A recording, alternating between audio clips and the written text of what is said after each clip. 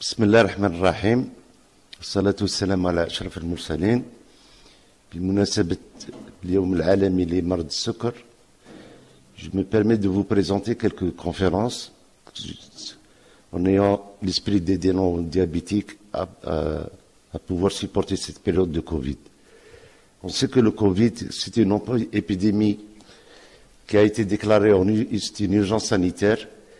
Les personnes atteintes de diabète pourraient être plus vulnérables aux conséquences aiguës du virus. Alors, le patient diabétique est-il plus à risque de contracter le Covid?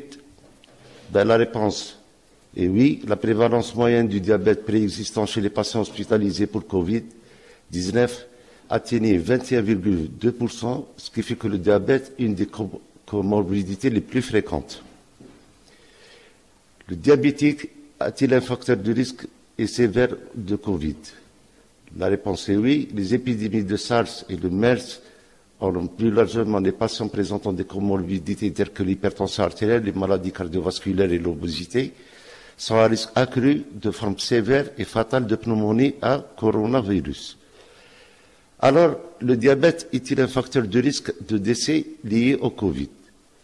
La réponse peut être oui. Pourquoi? Parce que la mortalité du Covid qui a été évaluée à l'échelle internationale, elle est d'une variabilité d'une étude à l'autre, allant de 2 à 15% dans les formes sévères, jusqu'à plus de 20, voire même 50% dans les formes critiques.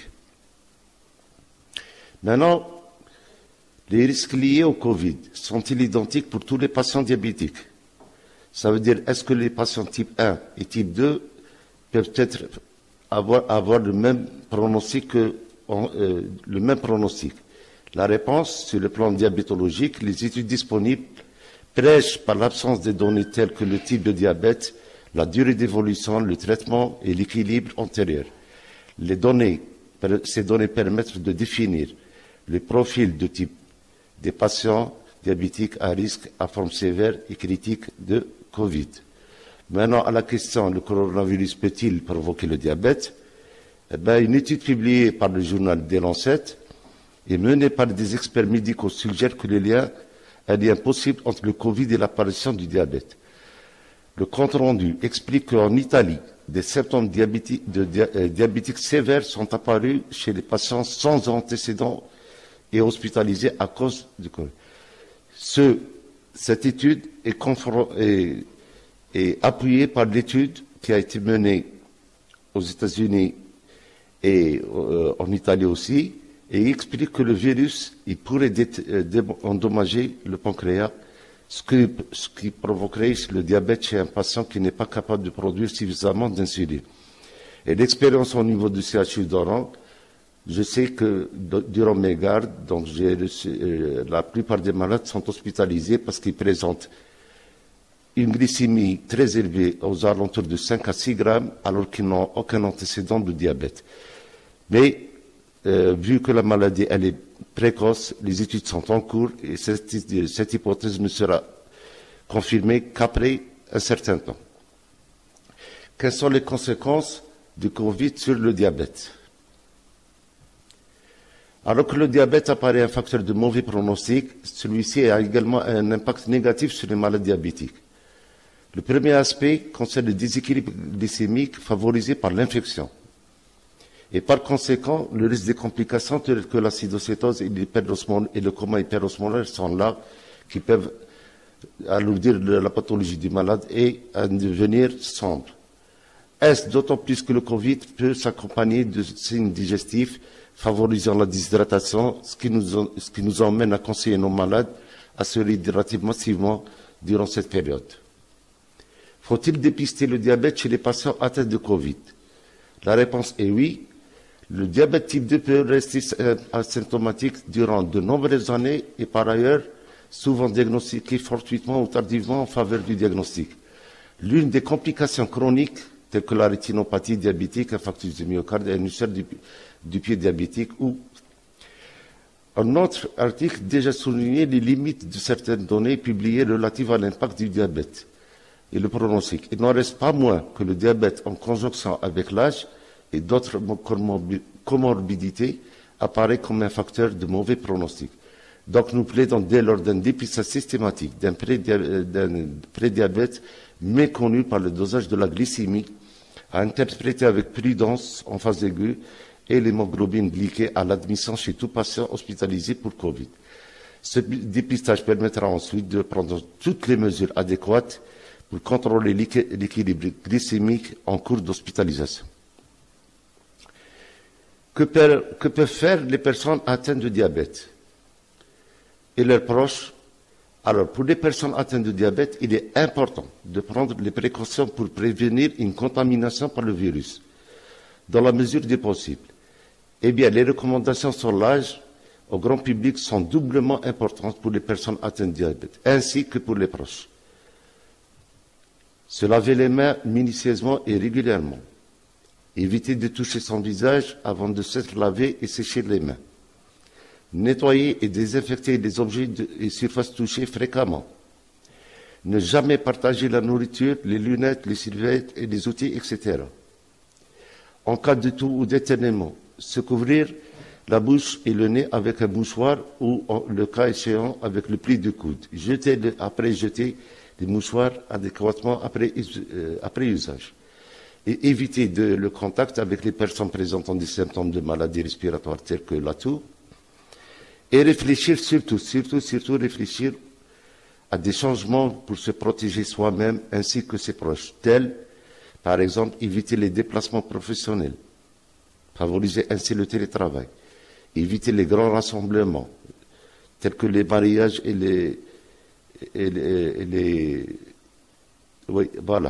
ou encore éviter les transports en commun. Et en cas de maladie avec une présence de symptômes grippaux, il est conseillé de rester chez soi. Merci. Et surtout maintenant, quand le vaccin antigrippal est disponible chez nous en Algérie, n'oubliez pas de vous faire vacciner et c'est gratuit. Merci de votre attention.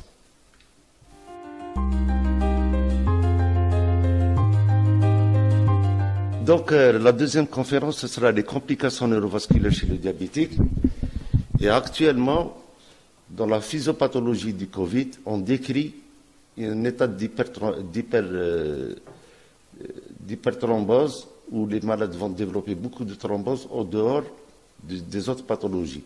Et le Covid peut se manifester par des complications neurovasculaires. S'ajouter à ça, qui est une complication au diabète, donc le problème est doublement intéressant et il faut le prendre au sérieux. Et 20% des diabétiques, les diabétiques représentent 20% des AVC. Ce risque est 2 fois plus élevé chez les diabétiques, encore chez les sujets jeunes, la femme et la femme enceinte. L'AVC le plus fréquemment retrouvé, c'est les AVC ischémiques, avec une mortalité précoce qui est plus importante et des séquelles telles que la démence post-AVC, elle est importante. Il y a une relation importante entre l'hyperglycémie et l'AVC, mais elle est moins claire pour d'autres cas. Les autres complications cardiovasculaires telles que les troubles de rythme peuvent compliquer et être source de ces AVC. La sévérité du diabète influe sur le risque d'AVC. Oui, si l'hémoglobine glyquée est supérieure à 6,8%, chaque élévation de 1% d'hémoglobine glyquée augmente le risque d'AVC fatal de 37%. Et chez les patients présentant une protéinurie supérieure à 300 mg par 24 heures. Les autres facteurs de risque d'AVC chez les diabétiques, c'est l'HCA qui est 2 fois plus retrouvé chez le diabétique et qui fait partie des complications du diabète, les dyslipidémies ou syndrome métabolique, et bien sûr le tabac et les troubles de rythme tels que la CFA. La prévention des AVC chez le diabétique, ça demande une prise en charge multifactorielle. 1. Régler le problème de la pression artérielle. 2. Lutter contre la dyslipidémie. Éviter la microalbuminurie, les hyperglycémies et mettre en route les agents antiplaquettaires. Est-ce qu'il y a donc HTA, diabète et AVC? Vous devez savoir qu'une diminution de la pression artérielle sanguine de 10 mm mercure diminue l'incidence d'AVC de 44%. C'est-à-dire si on arrive à faire chuter la pression artérielle de 14 à 13, on va gagner 44% dans la fréquence des AVC. Voilà donc la communication des...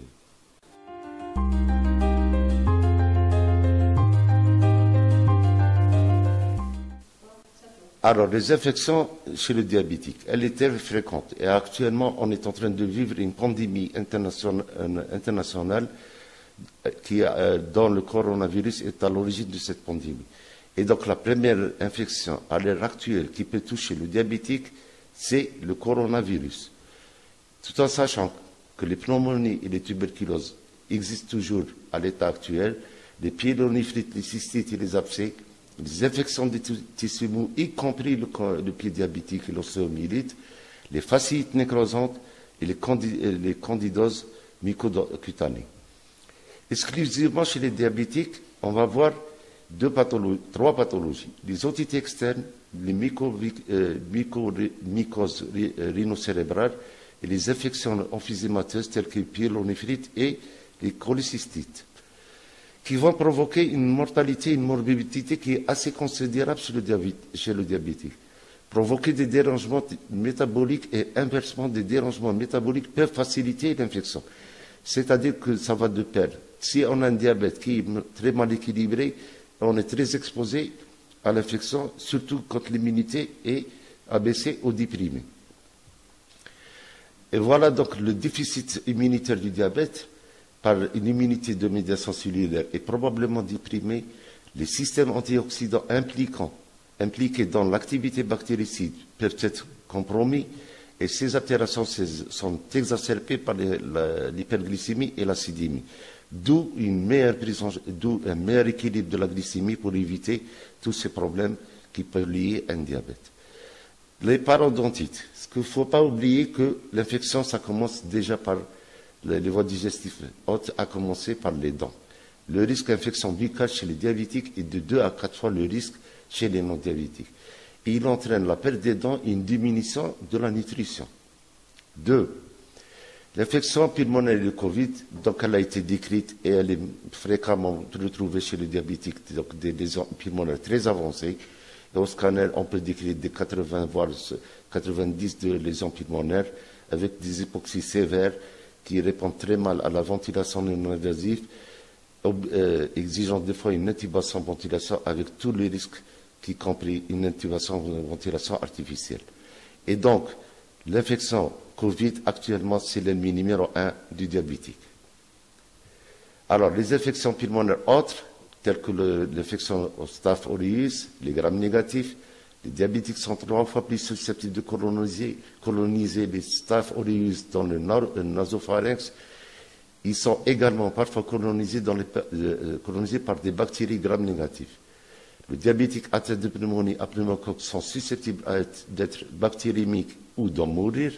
Donc, il est recommandé aux diabétiques de recevoir le vaccin antipneumococcique et surtout le vaccin annuel contre la grippe. Les infections urinaires.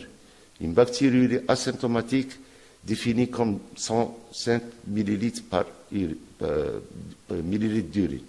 Il est 3 fois plus fréquent chez les femmes diabétiques, telles que la cystite, la dysurie, accompagnée avec des douleurs sus-pubiennes.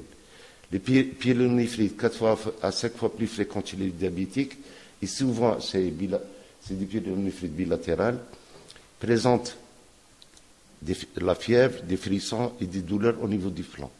Si les symptômes ne disparaissent pas au bout du 7e jour, recherchez les complications, tout en sachant qu'il y a augmentation des risques de complications telles que l'abcès rénal.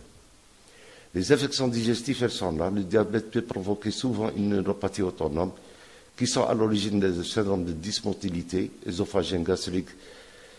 Le salmonelle est 3 fois plus élevé chez le diabétique. La listériose acquise par le tube digestif provoque une bactériémie, voire une méningite, avec une mortalité plus élevée chez les diabétiques. Les infections de la peau, les tissus mous, plus d'infections par rapport aux non-diabétiques. Les glycémies élevées sont un facteur de risque important. Les autres facteurs de risque comprennent la peau sèche, les cellulites antérieures, l'œdème, les maladies cardiovasculaires et périphériques et la TEN. Enfin, des complications qui sont assez fréquentes et de pronostic sévères, telles que la gangrène du fournier et les infections du pied diabétique. Voilà, je vous remercie pour la troisième conférence.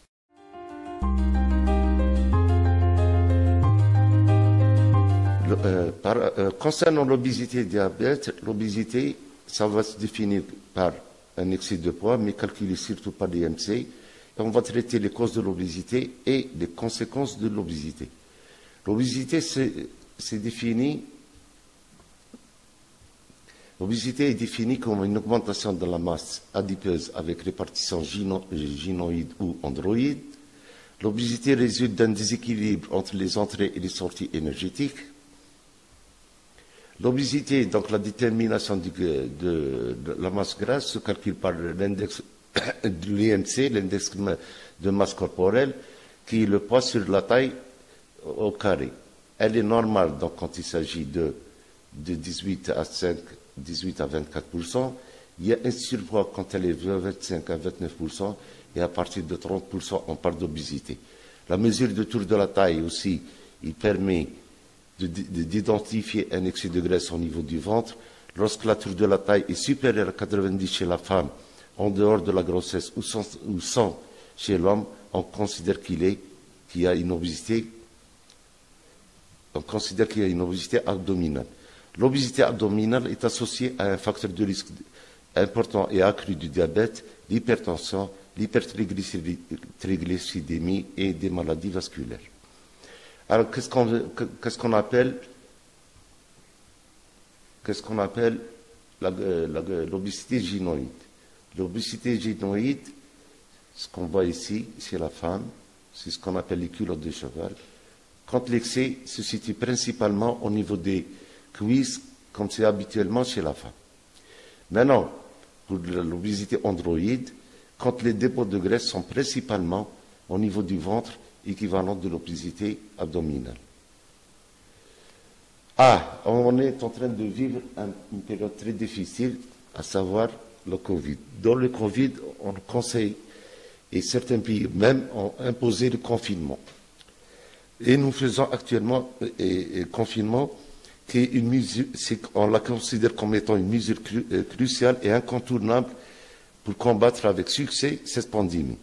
Ceci, le confinement, va exposer les malades à un stress généré par une situation qui n'est pas normale. D'autant que nous n'avons jamais vécu cette situation.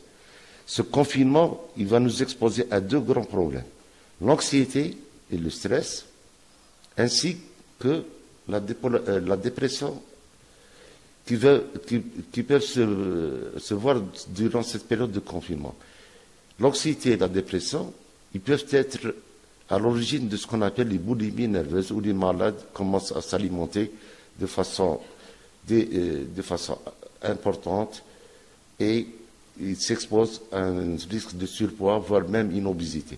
Donc attention, chez les patients obèses, l'anxiété, la dépression peuvent aggraver l'état d'obésité, ainsi que la sédentarité, où l'activité physique étant restreinte, le risque de prendre le poids est présent.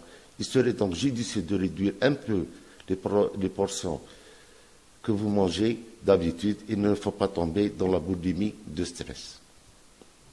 Les conséquences de l'obésité. Essentiellement, donc on va voir le sujet qui nous intéresse, c'est le diabète. Toutefois, il y a d'autres complications telles cardiovasculaires, pulmonaires, digestives, ostéo-articulaires, urologiques, néoplasiques, gynéco-obstétricales et hormonaux, veineux et lymphatiques. On a parlé des lésions dermatologiques et surtout psychosociaux, où le malade est considéré comme fragile sur le plan psychosocial au vu de cette maladie. Et le risque augmente surtout avec le diabète de type 2. Le patient présentant un surpoids ou une obésité a un risque de développer un diabète de type 2 bien supérieur à ceux ayant un indice de masse corporelle normal 6 à 12 fois, je dis bien 6 à 12 fois, plus si l'UMC est supérieur à 30 kg par mètre carré. Voilà.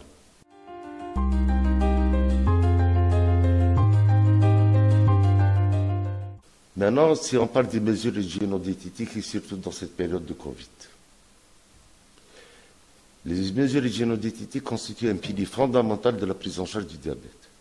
En effet, un mode de vie sain, avec une alimentation équilibrée, ne comportant pas un excédent de graisse et en glucides, ainsi qu'une activité physique adaptée et régulière, sont à même d'assurer une vie normale pour le sujet atteint de diabète. Alors, les groupes alimentaires, surtout, il ne faut pas, surtout, pensez à vous hydrater. L'eau est la seule boisson indispensable. Le thé, le café et les tisanes peuvent être consommés, mais sans sucre. En plus, le café doit être consommé avec modération. Les limonades et les boissons alcoolisées sont à éviter. Les céréales et les féculents. Les céréales et les féculents constituent la principale source de glucides complexes. Il faut éviter de les consommer à chaque repas. Privilégier les céréales complètes, notamment l'orge, les féculents, pour leur richesse en fibres alimentaires. Privilégier les pains frais aux pains grillés. Respecter les quantités recommandées. Les légumes. Ça va être une source de vitamines et de sels minéraux et de fibres alimentaires. À consommer 2 fois par jour, les légumes verts crus peuvent être consommés à volonté. Les fruits, les sources de vitamines, de sels minéraux, de fibres alimentaires et d'antioxydants, prendre un fruit 2 fois par jour en fin de repas. À savoir que les fruits frais ayant un apport glycémique supérieur à 15%, tels que les figues, les bananes, les raisins, la mangue, les fruits secs ne peuvent être pris qu'en quantité limitée si le diabète est équilibré. Il ne faut pas remplacer surtout le fruit par le jus de fruits. Les laitages, qui sont une source essentielle de calcium et de phosphore. Nous vous conseillons de prendre un laitage 2 à 3 fois par jour pour satisfaire le besoin en calcium. Privilégiez le lait demi-écrémé au lait entier et le fromage frais au fromage à pâte dure, plus riche en matière grasse. Bouillir et enlever la couche supérieure du lait afin de diminuer la quantité de lipides. Le lait peut également être remplacé de temps en temps par le lait caillé, ce qu'on appelle le lben, qui est moins riche en lipides. Les viandes, source essentielle des protéines et de fer, toutes les viandes sont dépourvues de sucre. À consommer une fois par jour, à raison de, par exemple, les viandes rouges, c'est 2 fois par semaine, les poissons, c'est 3 fois par semaine, la viande blanche, c'est-à-dire 2 fois par semaine.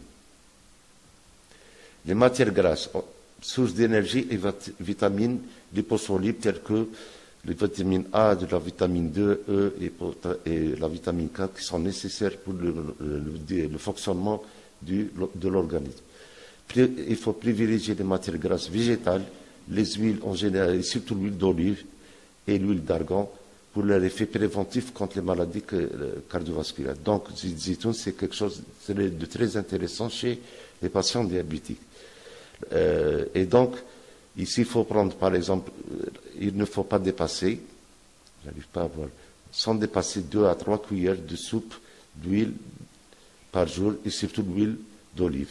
Toutes les huiles ont la même valeur énergétique et surtout, il faut éviter surtout les fritures.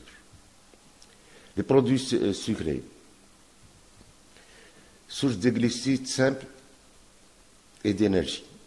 Ils ont un effet hyperglycémiant et hyperlipidemiant et constituent un facteur de déséquilibre alimentaire et de prise de poids. Peuvent être consommés occasionnellement en fin de repas si le diabète est bien équilibré. Le miel, quelle que soit sa plante d'origine, reste un produit sucré à consommer avec une grande prudence et prendre d'habitude un goût du non sucré pour ne pas être gêné dans sa vie. Là, on a quelques classements de quelques aliments selon le pouvoir d'augmenter la glycémie, ce qu'on appelle les index glycémiques. Et on voit par exemple l'index glycémique est très élevé, par exemple, dans la purée de pommes, les pommes de terre frites, pommes de terre chips, les céréales raffinées. Les index Glycémique moyen, c'est les patates douces, le couscous complet, le riz complet, le pain complet, les ananas, le kiwi. Et on a les index glycémiques bas, tels que les figues, les légumes secs, les carottes crues, les chocolats noirs, les fraises, tous les légumes et les olives. Les horaires. Il faut surtout respecter les horaires des repas est très important pour garantir un bon équilibre. Veillez à ne pas espacer ou rapprocher les repas et les collations. Et surtout ne pas sauter un repas. Enfin, en règle générale, un diabétique, on lui conseille de prendre 5 fruits et 5 légumes par jour pour un meilleur équilibre diabétique et une meilleure qualité de vie. Merci de votre attention.